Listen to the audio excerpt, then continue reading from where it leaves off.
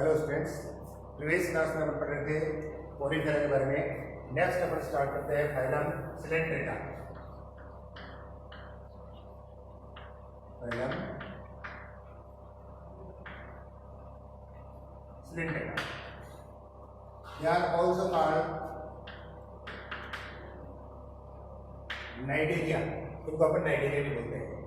देखिए, they are aquatic, mostly they are live in marine water, but few are live in fresh water like hydra। सारे जलीय जीव हैं, जिनमें से अधिकांश समुद्री जल में और कुछ स्वच्छ जल में, जैसे हाइड्रा। नेक्स्ट है, दे आर सोलेटरी और कॉलोनियल। या तो एकल अकेले जीव रहते हैं या फिर एक ग्रुप के अंदर कॉलोनी के रूप में रहते हैं। जैसे सोलेटरी की बात करें तो हाइड्रा,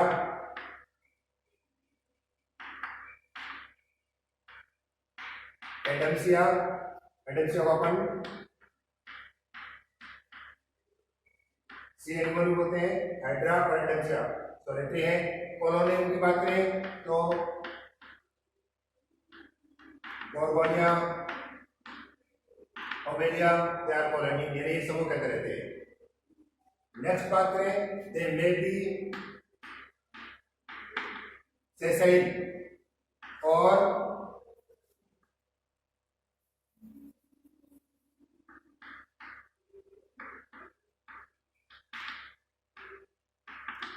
फ्री स्विमिंग। सेसाइल एक जगह पर फिक्स रहने वाले या फिर स्वतंत्र रूप से तैरने वाले, दोनों तरीके हो सकते हैं। अब देखिए, दे आर डाइमॉर्फिक। इनमें दो फॉर्म देखने को मिलती है अपने को। एक फॉर्म है कि पॉलिप और दूसरी है मेडुसा। तो एक बार यहाँ पे लिख देता हूँ। सारे जलीय जीव हैं, अधिकांश समुद्री जल में, कुछ स्वच्छ जल में, जैसे हाइड्रा। सोलेटरी एकल भी रहते हैं, कॉलोनियल समूह के अंदर रहते हैं, जैसे हाइड्रा और एडम्सिया सोलेटरी हैं। गोरगोनिया, ओबेलिया, ये सारे के सारे क्या है, ये कॉलोनियल हैं। सेसाइल एक जगह फिक्स रहने वाले भी हैं और फ्री स्विमिंग यानी स्वतंत्र रूप से और तैरने वाले जीव भी इनके अंदर इंक्लूड किए गए हैं। अब बताएं डाइमॉर्फिक मतलब दो फॉर्म देखने को मिलती है अपने को। एक फॉर्म है पॉलिप और दूसरी है medusa. Polyp, they are rod like और cylindrical. Mostly they are sessile. अधिकांश जगह है ये सेसाइल, एक जगह फिक्स करने वाले जीव है। And it is asexual form. ये एक्सेक्सुअल फॉर्म में है। जैसे इनमें जो रिप्रोडक्शन होगा हमेशा एसेक्सुअल, पहले की जर्नी होगा। जैसे आप बात करें अपन हाइड्रा। दूसरी जो फॉर्म है वो है मेडुसा। मेडुसा की बात करें तो दे आर एम्ब्रेला लाइक, छतरी के समान संरचना युक्त होते हैं। And mostly they are free swimming and it is sexual form. इनमें जो रिप्रोडक्शन होगा हमेशा सेक्सुअल रिप्रोडक्शन ही होगा। जैसे अपन बात करें इसकी ऑरेलिया यानी जेलीफिश, ये मेडुसा फॉर्म में मिलेगा। तो इनमें दो फॉर्म मिलते हैं, पॉलिप और मेडुसा। पॉलिप सिलेंड्रिकल फॉर्म है, एम्ब्रेला लाइक है। मेडुसा ये जनरली सेसाइल, ये स्वतंत्र रूप से तैरने वाले हैं। इनमें एसेक्सुअल रिप्रोडक्शन यानी एसेक्सुअल फॉर्म है, ये सेक्सुअल फॉर्म जिनमें लैंगिकरण होगा। इधर एग्जांपल देखा आपने हाइड्रा, इधर देख लिया ऑरेलिया या जेलीफिश। लेकिन कुछ जीव ऐसे हैं जिनमें पॉलिप और मेडुसा दोनों फॉर्म एक दूसरे के अल्टरनेट होती है। उसको तो जैसे ओबेलिया की बात करें, ओवेरिया। ओवेरिया में पोलिप और मेडुसा दोनों फॉर्म एक दूसरे में अल्टरनेट होती है। तो पोलिप और मेडुसा फॉर्म का एक दूसरे में अल्टरनेट होना यानी अल्टरनेशन ऑफ जनरेशन, उसको अपन बोलते हैं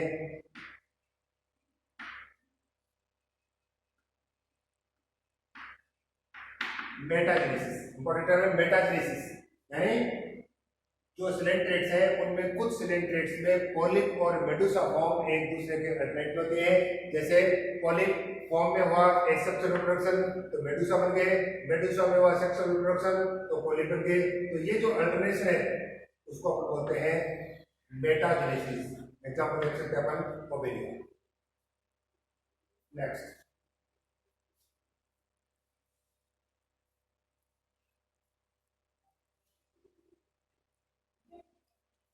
they are laterally symmetrical। और ये सभी जीव है।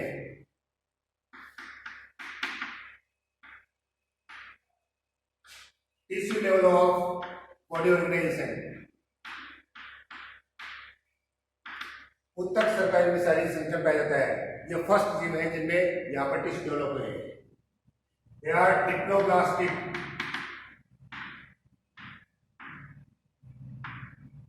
डिप्लोब्लास्टिक त्रिस्तरीय जीव है, यानी इनके एम्ब्रियोनिक डेवलपमेंट की गैस्ट्रो स्टेज में केवल दो जर्म लेयर बनती है।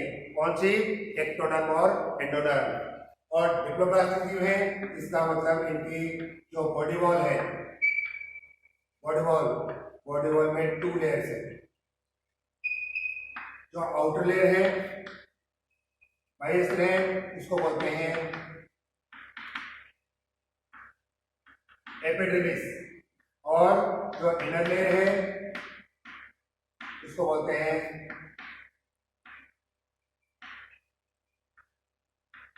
Gastrodermis. Epidermis have 7 type of cells and gastroderm have 5 type of cells. लेकिन दोनों ही लेयर में एक स्पेसिफिक सेल है, कौन से?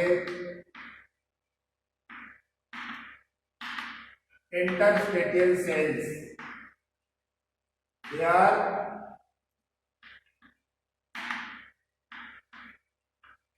टोटिपोटेंट सेल्स, यानी अनडिफरेंशिएटेड सेल्स, अविभाजित कोशिकाएं, so that they can be modified into any type of cells, जो किसी भी प्रकार के सेल्स मॉडिफाइड हो सकते हैं।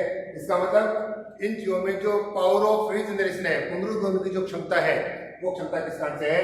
इंटरस्टेटियल सेल्स के कारण से है। देखिए, अगर इसमें एक जीव है उसके बहुत सारे पार्ट कर दिए जाए, और अगर किसी भी पार्ट में इंटरस्टेटियल सेल है तो पूरा का पूरा पार्ट एक नए ऑर्गेनिज्म में डेवलप होने की कैपेसिटी है। तो बॉडी वॉल में दो लेयर है, outer layer epidermis, inner layer gastrodermis, और दोनों में इंटरस्टेटियल सेल है। Between epidermis and gastrodermis a non cellular layer mesoglea is present. दोनों ही लेयर के बीच में क्या है? मीजोग्लिया लेयर है, जो दोनों लेयर को चिपकाने का काम करती है और इन दोनों लेयर से सेपरेट करती है। अब यहाँ पर अपन बात करें एपिडर्मिस की, तो एपिडर्मिस लेयर में एक specific type of cells,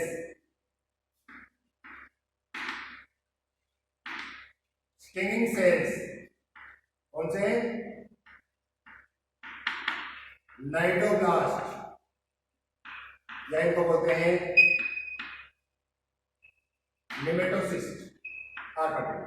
stinging cells cnidoblast या नेमेटोसिस्ट, और नाइडोब्लास्ट की प्रेजेंस इसका स्पेसिफिक फीचर है, इसलिए इनको बोलते हैं नाइडेरियंस।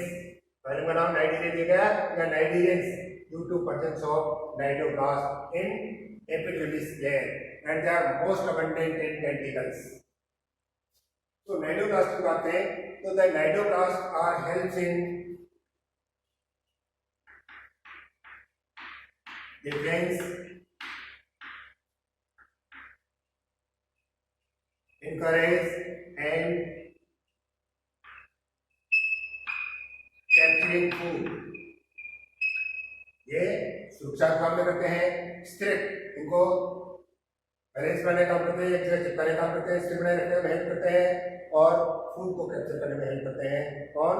नाइडोब्लास्ट।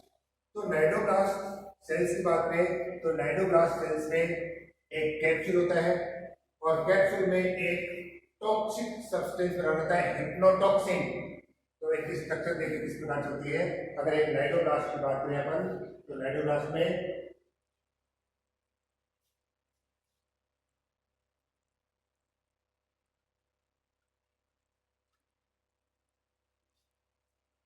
ये ओपर्कुलम, कैप्सूल,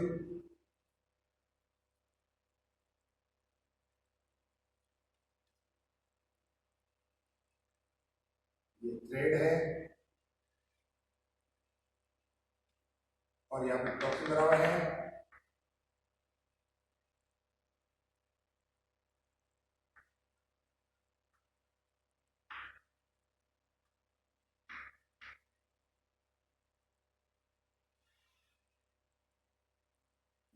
नॉर्मल इस सेल है जिसमें देखो ओपर्कुलम,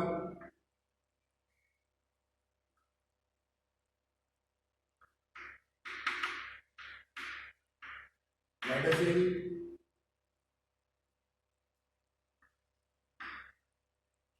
पार्टिया सॉफ्ट, ग्रेड और ये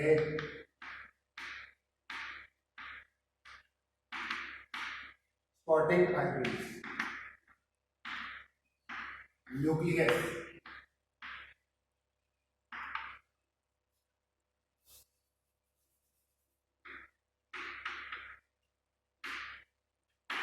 तो देखिए इस तरह स्ट्रक्चर होती है। जब भी इसके कांटेक्ट में कोई इसका फूड या कोई प्रे इसके कांटेक्ट में आता है तो ये स्ट्रक्चर कैसे चेंज होगी। देखिए ये जो ओपर्कुलम है ये ओपर्कुलम तो इस तरह से ओपन हो जाएगा और ये जो पार्ट है ये पार्ट क्या होगा इस तरह से जैसे डिस्चार्ज होते हैं इस तरह से प्रैक्टिस बाहर आ जाएगा। यहाँ पर ये थ्रेड्स है, थ्रेड्स के ये है स्पाइन्स है। तो अब क्या होगा कि इसमें भरा हुआ जो टॉक्सिक मटेरियल कौन सा हिप्नोटॉक्सिन, वो हिप्नोटॉक्सिन क्या करेगा उसका जो प्रे है उसके अंदर चला जाएगा, उसको पैरालाइज कर देगा। और फूड मटेरियल है तो क्या करेगा उस फूड मटेरियल को टेंटिकल्स की हेल्प से क्या करेगा एंगल कर लेगा, मूव करके छू लेगा। तो specific type of cells cnidoblast are present in epidermis. They are helps in defense, capturing of food and encourage कब ये डिस्चार्ज। और एक यहाँ पे कि जब ये सेल डिस्चार्ज होते हैं डिस्चार्ज होने के बाद में इसको बॉडी से रिमूव कर देता है और नए सेल फॉर्म होते हैं। तो नए सेल कौन बनेगा तो बताया था आपको interstitial cells, they have capacity to modify into any type of cells. यहाँ पर देखेंगे आप next body cavity. Body cavity is called coelentron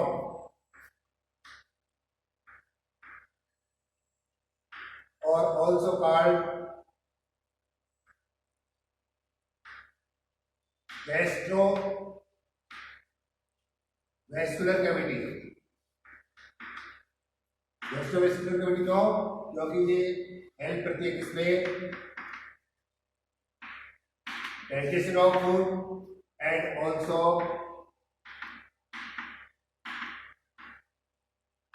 distribution of food. Food के डाइजेशन और डिस्ट्रीब्यूशन दोनों में हेल्प कर रही है, इसलिए इनकी जो एक वो है बॉडी कैविटी है इसको अपन क्या बोलेंगे gastrovascular cavity. The gastrovascular cavity is opens out through only mouth which is situated at hypostome. Hypostome, the free conical end of organism. जैसे ये हाइड्रा की बात करें तो इसका ऊपर का जो कॉनिकल पार्ट है इसको बोलते हैं हाइपोस्टोम और यहाँ पर इसका माउथ। तो क्या बताएंगे upon the gastrovascular cavity opens out through only mouth which is located on hypostome and mouth is surrounded by tentacles. Tentacles helps in locomotion, obtain food food को ऑब्टेन करने में हेल्प करते हैं। दूसरा, ये इनके लोकोमोशन में भी हेल्प करते हैं। तो गैस्ट्रोवेस्कुलर डाइजेशन,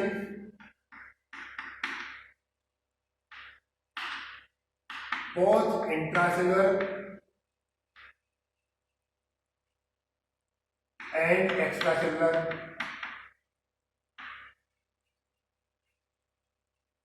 अंतःकोशिकीय पाचन और बहिकोशिकीय पाचन, जब कोलिफेरा में कौन सा था, केवल इंट्रासेलुलर डाइजेशन था। Respiration, excretion, both the process are takes place through body wall by simple diffusion, यानी श्वसन और उत्सर्जन दोनों क्रियाएं इसकी देह भित्ति से सामान्य विसरण के द्वारा संपन्न होती है। नेक्स्ट बात है specific sales. Network of nerve fibres is present on both the side of mesoglea.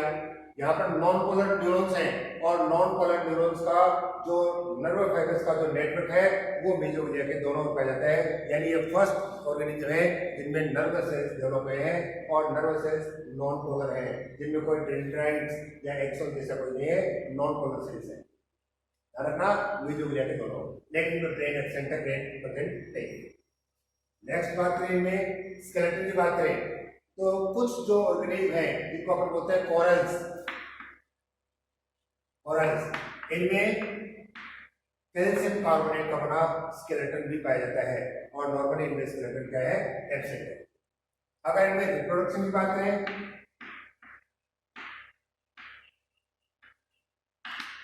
तो both asexual and sexual reproduction is present. एलैंगिक जनन भी है, लैंगिक जनन भी है। एसेक्सुअल रिप्रोडक्शन किसमें होगा, पॉलीफॉर्म में होगा। किस मेथड से होगा,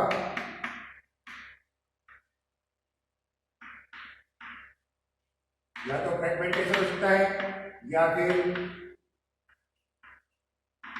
बड़े मेथड हो सकता है। सेक्सुअल रिप्रोडक्शन जिसमें फर्टिलाइजेशन में भी इंटरनल और एक्सटर्नल दोनों प्रकार का इसमें फर्टिलाइजेशन हो सकता है। और डेवलपमेंट इनडायरेक्ट डेवलपमेंट इसका मतलब लार्वल स्टेज पाई जाती है। कौन सा लार्वा है इसमें, एफाइरा और क्लेनुला और एफाइरा लार्वा है। तो यहाँ पर बात की अपन ने बॉडी कैविटी, इसको अपन बोलते हैं जठर संवहनीय गुहा। गैस्ट्रोवेस्कुलर कैविटी जो फूड का डाइजेशन और डिस्ट्रीब्यूशन दोनों में हेल्प कर रही है। डाइजेशन इंट्रासेलुलर भी है, एक्स्ट्रासेलुलर भी है। कुछ जो में कैल्शियम कार्बोनेट का स्केलेटन भी है जिनको बोलते हैं अपन कोरल्स। रिप्रोडक्शन में एसेक्सुअल और सेक्सुअल। एसेक्सुअल रिप्रोडक्शन केवल पॉलीफॉर्म में होगा जो फ्रेगमेंटेशन या बंडिंग के कारण से होगा, और सेक्सुअल रिप्रोडक्शन इसमें मेडुसा में होगा, मेडुसा में। और इनमें डेवलपमेंट होता है, इंडायरेक्ट होता है, लार्वा बनते हैं, एफाइरा या क्लेनुला लार्वा बनते हैं। अब देखो द ऑर्गेनिज्म और the cnidarians can be classified into three classes on the basis of their form, polyp और medusa। polyp और medusa फॉर्म के आधार पर इनको तीन ग्रुप में क्लासिफाई किया गया है। पहला है लास्ट फर्स्ट है हाइड्रोजोआ, जिनमें बोथ polyp एंड मेडुसा है। एग्जाम्पल देखें तो हाइड्रा,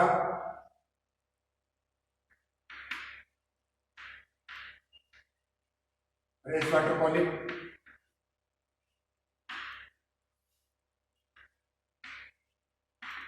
ओबेलिया,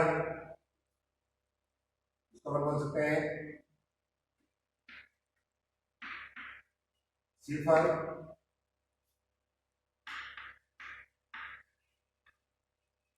नाइजीरिया, इसको बोलते हैं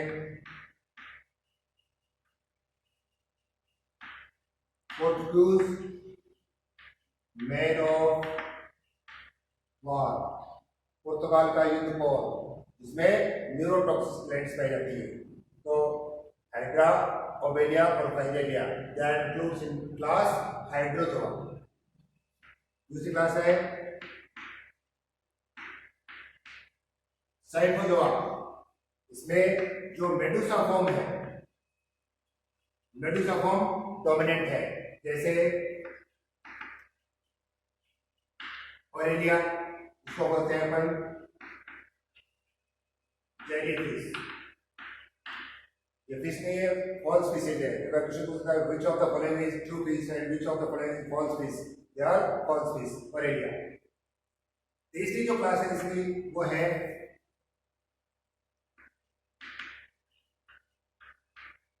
एंथोजोआ, जिनमें कॉरल्स आते हैं, और इनमें जो डोमिनेंट फॉर्म है वो डोमिनेंट फॉर्म है पॉलीफॉर्म। तो इसमें देखिए एग्जाम्पल है Gorgonia, sea fan, Pennatula, sea pen,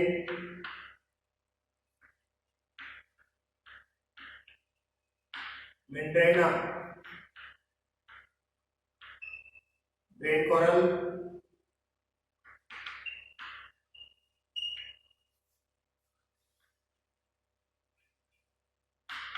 कोरेडियम, red coral. तो कौन सा इंक्लूड हो गए? तो देखिए class Hydrozoa, Scyphozoa, Anthozoa. Hydrozoa में पॉलिप और मेडुसा दोनों फॉर्म है। एग्जाम्पल है हाइड्रा, इसको बोलते हैं फ्रेश वाटर पॉलिप, ओबेलिया, सीफर, हाइडेरिया, पोर्टुगस, मैनोफॉर। साइफोजोआ जिनमें डोमिनेंट फॉर्म कौन से है? मेडुसा, जैसे ओरेलिया, जेलीफिश। और थर्ड है एंथोजोआ, जिनमें कॉरल्स है, पॉलिप फॉर्म है वो डोमिनेंट है। एग्जाम्पल गोर्गोनिया, इसको sea fan, Pennatula, sea pen, Meandrina, brain coral, Corallium, red coral. अब ये जो कोरल है, ये कोरल क्या होते हैं? जब उसका बैरियर कोरल रीफ, ये क्या बनते हैं? एक कोरल इनके जो स्केलेटन है वो सी कोस्ट पे डिपोजिट होते चले जाते हैं और एक चट्टान के जैसे दिखाई देते हैं, उनको बोलते हैं कोरल रीफ। तो यहाँ पर आपने देखा कि इसका स्पेसिफिक फीचर जो है सिलेंट्रेट्स के, स्पेसिफिक फीचर क्या है? सबसे पहले इंपॉर्टेंट बात है कि इनमें सबसे पहले जीव है जिनमें एक तो नर्वस सेल डेवलप हुए हैं, फर्स्ट ऐसे जीव है जिनमें टिश्यू डेवलप हुआ है, और इनका स्पेसिफिक फीचर है प्रेजेंस ऑफ नाइडोब्लास्ट। नाइडोब्लास्ट की प्रेजेंस जो केवल होंगे एपिडर्मिस के अंदर होंगे, और एपिडर्मिस में ये किस में हेल्प करेंगे? डिफेंस में हेल्प करेंगे, एनकरेज, और साथ में कैप्चरिंग फूड, भोजन को पकड़ने में भी हेल्प करते हैं। दूसरा होता है they have great power of regeneration, इनमें भी रिजनरेशन की ग्रेट पावर है। किसकी प्रेजेंस के कारण से? बताया था इंटरस्टेटल सेल्स के कारण से। जो इंटरस्टेटल सेल्स हैं वो सेल्स अनडिफरेंशिएटेड सेल्स हैं, अविभाजित कोशिकाएं हैं, जो किसी भी प्रकार के सेल्स में मॉडिफाई होने की कैपेसिटी रखते हैं। तो ये था सिलेंट्रेट्स। इसके बाद में पढ़ेंगे कौन सा?